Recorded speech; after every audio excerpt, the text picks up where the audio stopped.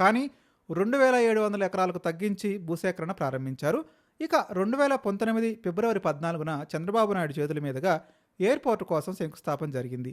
2019 April నెలలో జరిగిన ఎన్నికల్లో రాష్ట్రంలో వైఎస్ఆర్సీపీ ప్రభంజనం సృష్టించింది. వైఎస్ఆర్సీపీ ప్రభుత్వం అధికారంలోకి వచ్చిన తర్వాత భోగాపురం విమానాశ్రయానికి సంబంధించిన భూసేకరణకు సంబంధించిన అంశాలపై ఫోకస్ పెట్టింది.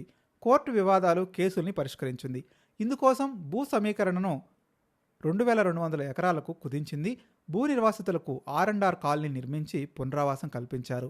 అనంతరం భోగాపురం విమానాశ్రయం పనులకు సంబంధించి జిఎంఆర్ సంస్థతో కన్సెషన్ అగ్రిమెంట్ చేసుకోవడం జరిగింది. ఎయిర్పోర్టుకు అవసరమైన ఎన్ఓసీలు సహా మిగిలిన అనుమతుల్ని పొందడం జరిగింది. 2023 మే 3న అప్పటి ముఖ్యమంత్రి వైఎస్ జగన్మోహన్ రెడ్డి భోగాపురం అంతర్జాతీయ విమానాశ్రయానికి రెండోసారి శంకుస్థాపన చేశారు. అలాగే విశాఖపట్నం నుంచి భోగాపురం ఎయిర్పోర్టుకు వేగంగా చేరుకునేలా 77 మీటర్ల వెడల్పుతో 6,300 కోట్ల ఖర్చుతో 55 కిలోమీటర్ల మేర 6 లైన్ల హైవేను కేంద్రం ప్రకటించింది. 2023 నవంబర్లో రన్వే, టెర్మినల్ బిల్డింగ్లు ఊపందుకున్నాయి. అయితే 2024లో జరిగిన ఎన్నికల్లో కూటమి ప్రభుత్వం తిరిగి అధికారంలోకి వచ్చింది. 2024లో కూటమి ప్రభుత్వం అధికారంలోకి వచ్చిన తర్వాత భోగాపురం విమానాశ్రయం పనులపై ఫోకస్ పెట్టారు. ఉత్తరాంధ్ర ప్రాంతానికి చెందిన రామ్మోహన్ నాయుడు పౌర విమానయాన శాఖ మంత్రి కావడంతో పనుల్లో వేగం పెరిగింది. ఏటీసీ టవర్, అప్రోచ్ రోడ్లు, ఇంటర్నల్ వర్క్లు, సాంకేతిక పనులు ఊపందుకున్నాయి. ఇక్కడే ఉంది అసలు మ్యాటర్.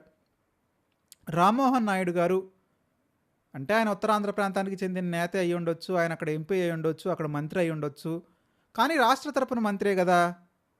మరి ఎందుకని భోగాపురంలో ఎవ్రీ వీకు కుదిరితే బైవీక్లీ వచ్చి ఈయన ఏదైతే ఆ జిఎంఆర్ వాళ్ళతో మీటింగ్లు పెట్టి, స్టేటస్లు పెట్టి, అప్డేట్లు పెట్టి చెప్పినటువంటి మంత్రి గారు మరి ఎందుకనండి గన్నవరం ఎయిర్పోర్ట్లో ఆ ఎక్స్టెన్షన్ ఏదైతే ఉందో ఎందుకని ఇంకా పడకేసి ఉన్నాయి ఆ పనులు? అంటే మీరే కదా మంత్రి, విమానయాన శాఖ మీరే మంత్రి, మీరే ముఖ్యమంత్రి, మీ పార్టీ ముఖ్యమంత్రి, పక్కనే విజయవాడ. మరి ఎందుకు గన్నవరం తరపున మాట్లాడే వాళ్ళు లేరి? ఆ ఎమ్మెల్యే గారు ఏం చేస్తారు? ఎమ్మెల్యే గారు మాట్లాడరా? ఎందుకు మాట్లాడరు? అంటే ఇక్కడ ఎలాగైతే భోగాపురం కొత్త ఎయిర్పోర్ట్ మీరు ప్రారంభించబోతున్నారో గన్నవరం గురించి మాట్లాడాల్సిన బాధ్యత మీకు ఉంది కదా. మరి దీని గురించి ఎందుకు మాట్లాడరు మీరు? ఎప్పుడు పూర్తి చేస్తారు? సమాధానం చెప్పండి. ఎందుకు పూర్తి చేయలేకపోతున్నారు? యుద్ధ ప్రాతిపదికన చేశారు, ఆహ్వానిద్దాం. అలాంటి యుద్ధ ప్రాతిపదిక ఎందుకు అమరావతిలో జరగట్లేదు? అక్కడ ఇక్కడ ఉంది ఒకటే ప్రభుత్వం. అంటే మంత్రుల్లో తేడా ఉన్నారు అంతే. ఆయనేమో ఉత్తరాంధ్రకు చెందిన మంత్రి, మరి ఆయన గెలవడానికి ఆయన ఆ రకంగా ఫోర్స్ఫుల్గా పనిచేశారేమో. వెల్కమ్ చేద్దాం. మరి ఎందుకు అమరావతిని మీరు ఇట్లా తక్కువ చేస్తున్నారు? స్టేటస్ ఎందుకు చెప్పట్లేదు? శ్వేతపత్రం ఎందుకు ఇవ్వట్లేదు? వైట్ పేపర్ ఎందుకు రిలీజ్ చేయట్లేదు ముఖ్యమంత్రి గారు? మీరు శ్వేతపత్రం రిలీజ్ చేస్తామని చెప్పారు కదా, మరి ఎందుకు వైట్ పేపర్ రిలీజ్ చేయటం లేదు? అమరావతి మీద అయితేనేమండి, పోలవరం మీద అయితేనేమండి, అప్పుల మీద అయితేనేమండి, వైట్ పేపర్ రిలీజ్ చేయండి. జనాలకు నిజాలు చెప్పండి. ప్రోగ్రెస్ ఇవ్వండి. మాకు ఎవ్రీ మంత్ ప్రోగ్రెస్ కావాలి. We need to check the see progress. మాకు ప్రోగ్రెస్ కావాలి. మాకు ప్రోగ్రెస్ చూపెట్టండి. మీకు పోర్టల్ క్రియేట్ చేయండి. పోర్టల్ క్రియేట్ చేసి జనానికి యాక్సెస్ ఇవ్వండి. మేము చూసుకుంటాం ఏ ప్రాజెక్ట్ ఎక్కడ వరకు అయిందో పరిశీలించుకుంటాం. మా కామెంట్ సెక్షన్లో కామెంట్లు పెట్టడానికి మాకు అవకాశం కల్పించండి. మీరు హైటెక్ ముఖ్యమంత్రి కాబట్టి ఒక వెబ్సైట్ క్రియేట్ చేయడం పెద్ద కష్టమేం కాదు కదా, కోట్ల రూపాయల ఖర్చు ఏం కాదు కదా. మాకు చూపించండి ప్రభుత్వం తరపున ఏ పరిస్థితి, ఏ పని, ఏ ప్రాజెక్ట్ ఎక్కడుంది, ఎమ్మెల్యే క్వార్టర్ పని ఎంతవరకు అయింది, ఎమ్మెల్సీ క్వార్టర్స్ పని ఎంతవరకు అయింది, లైవ్లో మేము చూసుకునే విధంగా మాకు అప్డేట్స్ ఇవ్వండి. మీరు ఎందుకు ఇవ్వట్లేదు? మీరు ఎందుకు వెబ్సైట్ క్రియేట్ చేయట్లేకపోతున్నారు? ఎందుకంటే అమరావతి అనేది ఇప్పుడు కీ అండ్ మేజర్ ప్రాజెక్ట్ కదా. ఇదేదో మీకు, మీ పార్టీకి, మీ కుమారుడికి, మీ మంత్రులకి సంబంధించిన విషయం కాదు అమరావతి. అమరావతి అంటే ఈ రాష్ట్ర ప్రజలకు సంబంధించిన విషయం, ఈ రాష్ట్ర ప్రజానికి సంబంధించిన విషయం. మా భవిష్యత్ అంతా దాని మీదే ఆధారపడి ఉంది. మేము తెలుసుకోవాలనేటువంటి ఆశ మాకుంది. మేము అడగట్లేదు. ఒక వెబ్సైట్ క్రియేట్ చేసి పనులు ప్రోగ్రెస్ చేయడానికి మీ డాష్ బోర్డులో ఏదైతే వస్తుందో మాకు అదే డాష్ బోర్డు విజిబుల్ అయ్యేటట్టు చూపించండి. మేము చూసుకుంటాం. అసెంబ్లీ ఎక్కడ దాకా వచ్చిందో చూపించండి. క్వార్టర్స్ ఎక్కడ దాకా వచ్చినాయో చూపించండి. ట్రంక్ ఇన్ఫ్రాస్ట్రక్చర్ ఎక్కడ దాకా వచ్చి చూపించండి. మేము అడుగుతుండే డిజిట్సే కదా, నెంబర్సే కదా. ఆ నెంబర్స్ చూపించండి. ఒక వెబ్సైట్ పెట్టి కనీసం రాష్ట్ర ప్రజలకు మీరు ఆ మాత్రం అవకాశం కల్పించలేరా? లెగిస్తే నేను ఏఐ గురించి మాట్లాడతాను, క్వాంటమ్ గురించి మాట్లాడతాను, డాష్బోర్డ్ గురించి మాట్లాడతాను, ఈ కబుర్లు మీరే చెప్తారు. ఒక వెబ్సైట్ క్రియేట్ చేసి మాకు లైవ్ అప్డేట్స్ మేము చూసుకునే అవకాశం లేదా? ఏఐ గురించి చూస్తే మీరే తెలుస్తాయి అంటారు కదా, సో అండ్ సో లొకేషన్కి వెళ్ళి కర్సర్ అక్కడ పెడితే ఆటోమేటిక్గా డేటా అంతా వస్తుంది, ఇన్ఫర్మేషన్ అంతా వస్తుంది అని లెగిస్తే మీరు మీకు శుద్ధులు చెప్తారు. మాకు వెబ్సైట్ క్రియేట్ చేసి మాకు ఇవ్వండి, మేము చూసుకుంటాం, మాకు ఇంట్రెస్ట్ ఉంది. We have an interest to see the progress of the state, to progress of the AP capital, not only the state. So దీని మీద సమాధానం చెప్పాల్సిన టీడీపీ వాళ్ళకి, ఏదైతే ఈ బ్యాచ్ ఉంటుందో ఒక batch ITDP batch, ITDP batch కూడా అడుగుతున్నాను నేను, మీకు చేతనైతే మీకు కుదిరితే అమరావతి మీద ఒక వెబ్సైట్ క్రియేట్ చేయమని మీ అధినేతలకు చెప్పండి, అది పబ్లిక్ ఇవ్వమని చెప్పండి, మేము చూసుకుంటాం. ఈ ఐటీడీపీ బ్యాచ్ అమ్మల్ని చెల్లెల్ని కాకుండా కనీసం జనం వైపున కూడా మాట్లాడటానికి ప్రయత్నించండి. సో 2024లో ఈ విమానాశ్రయానికి కూటమి ప్రభుత్వం మన్యం వీరుడు అల్లూరి సీతారామరాజు అంతర్జాతీయ విమానాశ్రయంగా పేరు పెట్టింది. అలాగే ఎయిర్పోర్టుకు జాతీయ రహదారి నుంచి అనుసంధానించే అప్రోచ్ రోడ్ల పనులు కూడా మొదలుపెట్టడం జరిగింది. 2025లో టెర్మినల్ లోపల బ్యాగేజ్ హ్యాండిల్ సిస్టమ్స్, సెక్యూరిటీ స్కానింగ్లు, ఆటోమేటెడ్ వ్యవస్థలకు సంబంధించిన పనులు కూడా పూర్తి చేయడం జరిగింది. అలాగే ఏటీసీ టవర్ నిర్మాణం ముగిసింది. అక్కడ అవసరమైన రాడార్ అండ్ కమ్యూనికేషన్ సిగ్నల్స్ పరికరాలను కూడా అమర్చడం జరిగింది. 2025లో మొదటిసారి తేలికపాటి విమానాశ్రయ సమయంతో ట్రయల్ రన్ పూర్తి చేసి ఎయిర్పోర్టుకు వెళ్లేందుకు అవసరమైన రోడ్లు పనులు కూడా చేపట్టారు. 2026 జనవరి 4న భోగాపురం ఎయిర్పోర్టుపై తొలి runway validation flight trial run విమానం ల్యాండ్ అయింది. అంతేకాదు DGCA director general of civil aviation నుంచి అవసరమైన ఏరో డ్రోమ్ లైసెన్స్తో పాటు సేఫ్టీ ఫైర్ పర్యావరణ అనుమతులు కూడా వచ్చాయి.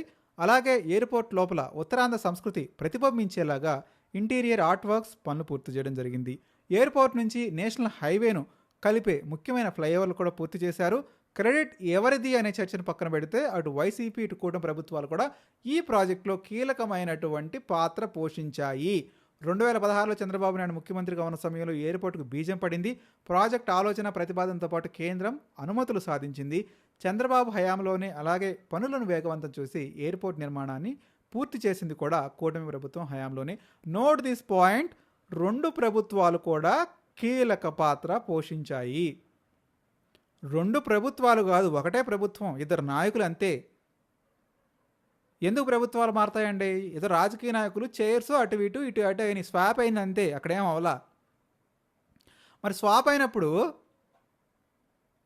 ఆ ప్రాజెక్ట్ పూర్తి చేయాల్సిన బాధ్యత నెక్స్ట్ వచ్చే వాళ్ళకి ఉంటుంది కదా.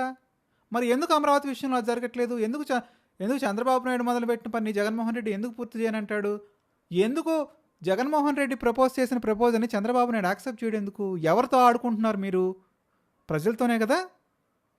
అంటే అర్థం కాని విషయం ఏంటంటే, మీరు వార్ ఫ్రంట్లో భోగాపురం ఎయిర్పోర్ట్ని పూర్తి చేశారు, వెల్కమ్ ఇట్, ఉత్తరాంధ్రకు ఎయిర్పోర్ట్ కావాలి. మరి అమరావతిలో మినిమం నిర్మాణాలు మీరు ఎందుకు పూర్తి చేయలేకపోతున్నారు? మీ ప్రభుత్వ వైఫల్యం కాదా ఇది? అరే ఎమ్మెల్యే ఎమ్మెల్సీ క్వార్టర్స్ మీరే చెప్పారు జూలై 29 కల్లా ఇచ్చేస్తామని. 29 పోయి 31 వచ్చింది. కనీసం ఎమ్మెల్యే క్వార్టర్స్ అయినా హ్యాండ్ ఓవర్ చేయాలి కదా. మీరు ఎందుకు హ్యాండ్ ఓవర్ చేయలేకపోతున్నారు? అంటే మంత్రులు సరిగ్గా పెర్ఫార్మెన్స్ చేయలేకపోతున్నారా? ప్రభుత్వ లోపం ఉందా? ముఖ్యమంత్రి గారు సరిగ్గా పనిచేయట్లేదా? ఎమ్మెల్యేలు పనిచేయట్లేదా? అధికారులు పనిచేయట్లేదా? నిర్మాణ సంస్థలు పనిచేయట్లేదా? చెప్పండి సార్, మాకు అర్థం కావట్లేదు. ఎవరిలో లోపం ఉంది? 2 సంవత్సరాలు గడిచిపోయింది, 3వ సంవత్సరానికి పరుగులు పెడుతున్నాం. మీరు ఆగారని కాలం ఆగదు కదా. మీరు ఆగిపోయారు, మేము పనులు సరిగ్గా చేయట్లేదని కాలం అయితే ఆగదు కదా. 3వ సంవత్సరం వస్తుంది. ఇంకొకటి కూడా ఏంటంటే, ఇప్పుడు ప్రభుత్వం మీద కొంత ఇబ్బంది పడింది. ఒకవైపు చూసుకుంటే రాయలసీమలో పరిశ్రమలు పెడతానంటారు, ఇంకోవైపు చూసుకుంటే భోగాపురం ఎయిర్పోర్ట్ రెడీ అయిపోయింది, గూగుల్ వచ్చేస్తుంది, అదేవిధంగా డేటా సెంటర్లు వచ్చేస్తున్నాయి. వీళ్ళు చెప్తున్నట్టు అది మెట్టలోళ్ళు వచ్చేస్తున్నారు, ఆర్సెల్ఆర్ మెట్టలోళ్ళు. మరి అమరావతికి ఏమొస్తుంది? ఈస్టు వెస్టు అదేవిధంగా కృష్ణా, గుంటూరు, ప్రకాశం జిల్లాల ప్రజలకు ఏమొస్తుంది? ఏమిస్తున్నారు మీరు? ఏం చేస్తున్నారు? అమరావతి చూద్దామా? ఇప్పుడల్లా అవదు అమరావతి టేక్స్ టైం. అమరావతిలో చేసిన అధికార భవనాలు అవుతాయి, ఏమవుతాయి అక్కడ? ఓ పరిశ్రమ ఉందా? 10 మందికి ఉద్యోగాలు ఇచ్చే అవకాశం ఉందా? ఏముంది అక్కడ? ఏం చేస్తారు మీరు? మళ్ళీ ఓట్లు ఎట్లా అడుగుతారు? మీకు ఓట్లు ఎట్లా వేయాలి మేము? ఇట్స్ వ్యాలిడ్ పాయింట్ కదా. ఓట్లు ఎలా వేయాలి? కృష్ణా, గుంటూరు, ప్రకాశం, ఉభయ గోదావరి జిల్లాల ప్రజలు మీకు ఓట్లు ఎందుకు వేయాలి? ఎలా వేయాలి? ఆన్సర్ చెప్పండి ఐటీడీపీ వాళ్ళు. ఎవరైతే లెగిస్తే బూతులు పెడతారు కదా, ఆ బూతులు పెట్టి మహానుభావులు ఎవరు ఉన్నారో ఆన్సర్ చెప్పండి. మేము ఎవరికి అభివృద్ధికి వ్యతిరేకం కాదు, కాకపోతే మా నియోజకవర్గాలు మా జిల్లాలు కూడా బాగుపడాలి అనుకునే వాళ్ళలో ఉంటారు కాబట్టి మమ్మల్ని కూడా గుర్తుంచుకోండి. మేము ఓట్లేస్తేనే మీరు గద్దెని కూర్చున్నారు, రివర్స్ ఓటింగ్ వేయడం పెద్ద పనేమి కాదు అంటున్నారు కొంతమంది జనం. సో ఇదంతా కూడా పీపుల్ సెంట్రిక్గానే జరిగింది. సో డెఫినెట్గా అయితే కొంత వ్యతిరేకత అయితే కనిపిస్తుంది. కూటమి సరిదిద్దుకోవాల్సినటువంటి అవసరం అయితే ఉంది. ఇదంతా కూడా నా యొక్క అభిప్రాయం మాత్రం, ఎంత మాత్రం కాదు. ఇది గ్రౌండ్ నుంచి వచ్చినటువంటి రిపోర్టింగ్. ఎందుకంటే మనకు వస్తున్నటువంటి కామెంట్స్ నేను చూసినప్పుడు ఉత్తరాంధ్ర అభివృద్ధిని ఎవరు అడ్డుకోవట్లేదు, రాయలసీమ అభివృద్ధిని ఎవరు అడ్డుకోవట్లేదు. కేవలం ఏమంటున్నారంటే మాకు కూడా అభివృద్ధి కావాలి, అమరావతితో మీరు కలిపి పెట్టొద్దు, మమ్మల్ని కూడా ఇంప్రూవ్ చేయండి, మాకు we need institutions along with employment opportunity. So అదైతే అడుగుతున్నారు, ఎంప్లాయ్మెంట్ కావాలని అడుగుతున్నారు బాబు గారు. మీరు కనుక ఏదన్నా అటు ఇటు అయిందంటే మాత్రం మరి ఇక గత ప్రభుత్వంలో సో ముఖ్యమంత్రి గారు చేశారు అని చెప్పుకోవాల్సి వస్తుంది. దాన్ని కూడా మనమే రిపోర్ట్ చేయాల్సి వస్తుంది. సో దీనిపై మీ అభిప్రాయాన్ని స్పష్టంగా కామెంట్ రూపంలో తెలియజేయండి. నేనైతే మాత్రం ఇవన్నీ చెప్పలేదు, ఎందుకంటే గ్రౌండ్ నుంచి ఏదైతే మనకు రిపోర్టింగ్ వస్తుందో దాన్ని నేను ప్రజల ముందు పెట్టే ప్రయత్నం చేస్తున్నాను తప్ప ఇందులో నా స్వగతాలు, నా స్వవిషయాలు నాకు ఏ రకంగానూ దీనికి ఏ రకంగానూ సంబంధం లేదు. బేసికల్లీ ఏంటంటే ఇన్ఫర్మేషన్ అంతా గ్రౌండ్ నుంచి తీసుకొని ప్రజల్లో ఇలా ఉంది అని నేను మీకు ముందుంచే ప్రయత్నం చేశాను. మర్చిపోకుండా కామెంట్ చేయడానికి ప్రయత్నించండి.